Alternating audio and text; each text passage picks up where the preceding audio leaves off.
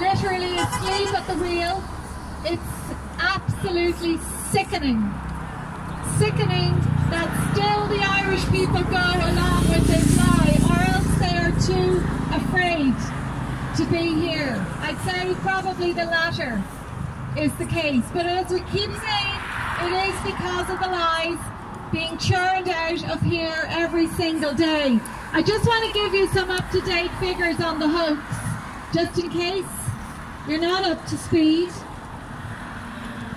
You've probably seen the latest, how the CDC in the United States, the Center for Disease Control, have had to admit that only 9,210 deaths, US deaths, are directly attributed to COVID. Whoa. In other words, they have had to revise their figures by 94% downwards.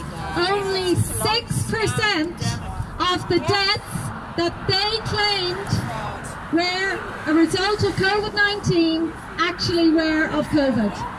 The other 94% were not. Were not. The American people have been lied to in the exact same way that all of us have been lied to. The same people. Now, it is also the case that, like us, neither the United States or the UK have seen any excess mortality, any increased death rates as a result of COVID-19. And the latest headlines are that 9 out of 10 COVID tests are wrong. They're wrong. That's because they have yet to identify this mysterious virus, which we know at the moment does not exist because they haven't identified it. We are made up of so many viruses and bugs. We need them to keep us strong. A lot of people now are starting to get colds, which is perfectly normal at this time of year. When the children go back to school, they're all mingling, the bugs are everywhere, the bugs and the viruses are having a field day because people are children, little carriers of bugs, are reuniting, they're coming home, their parents are picking up the bugs, anyone in contact with the parents are picking up the bugs. Somebody said to me today, my daughter has a sore throat. As if this was something, you know, that we should be, oh, it's the end of the world! Somebody has a sore throat! Imagine that! Yes, we get sore throats and sniffles and colds at this time of year when the seasons change.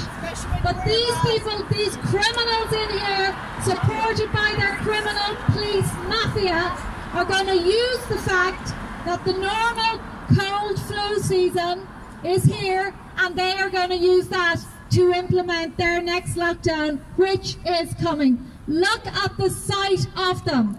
You can't even see their eyes anymore. Yep. The masks are covering their faces so much.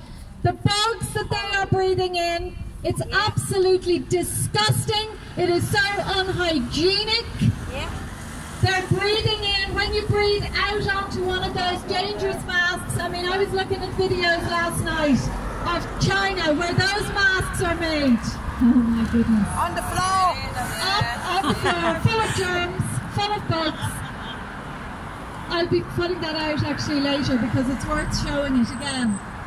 But when you breathe into these masks, all the chemicals in them moisten as a result of the humidity caused by the CO2 being expelled, and those chemicals are breathed back into your lungs. Are you listening to me, Garda Síochána?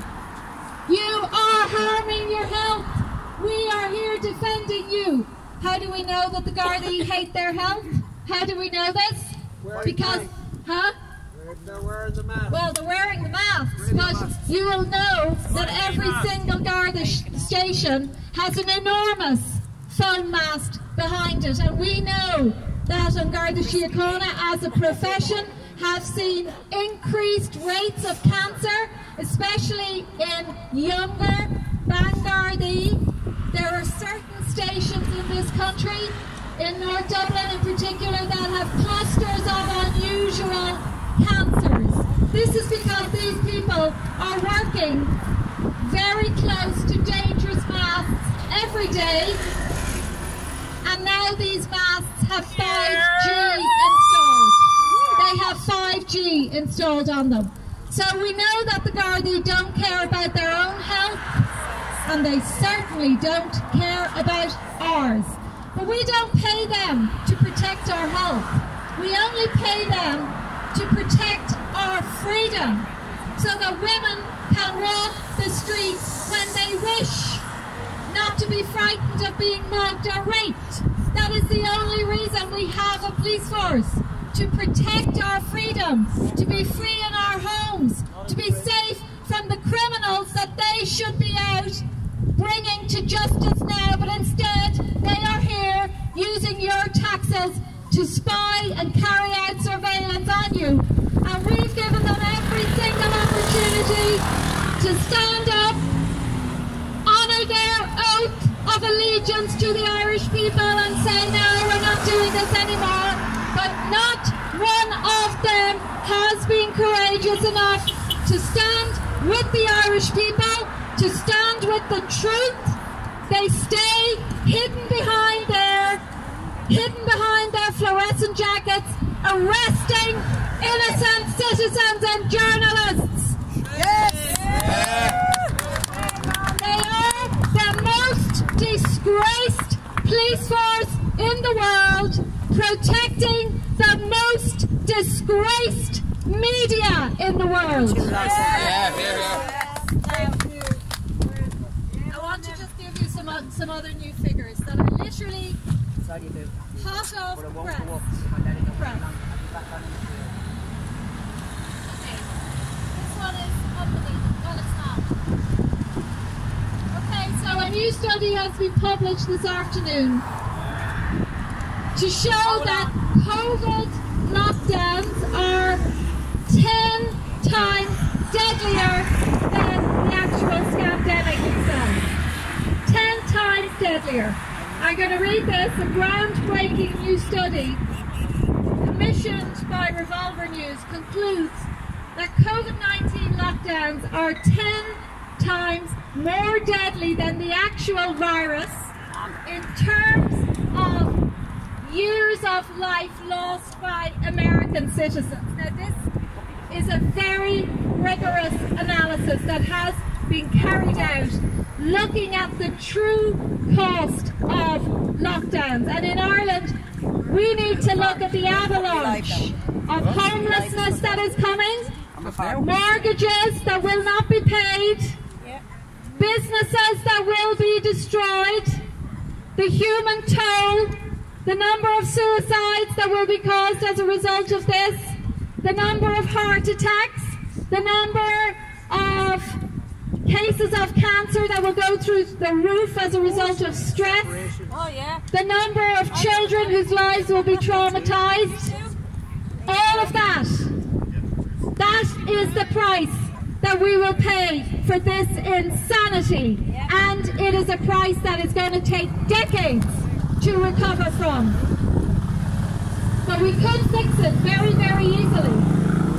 We could fix it very easily. And when you see these politicians being rolled out, these little minions of the World Health Organization, of the UN, Helen McEntee, Stephen Donnelly, people like that, these people are just actors. Do not for 1 second think that they have any power or serve any purpose. They don't. Only to allow the sheeple in the evenings when they watch this nonsense from here be dulled into a sense of, isn't she a lovely looking girl? Or isn't he very well spoken? This is how low, how dumbed down the Irish people have become. They look at Helen McEntee and they just look at the look of her and they think, isn't it great to have someone like her representing Ireland? These people are puppets.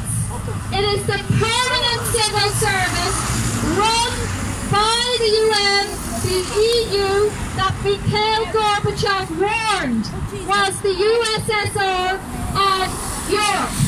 He warned it. He said the EU will become the USSR of Europe, and so it has. And we are in the final days now of our freedom. But you say this to the Irish people and it just is water off a duck's back. They don't realise what's coming down the tracks of them. Until it's too late. Until it is too late.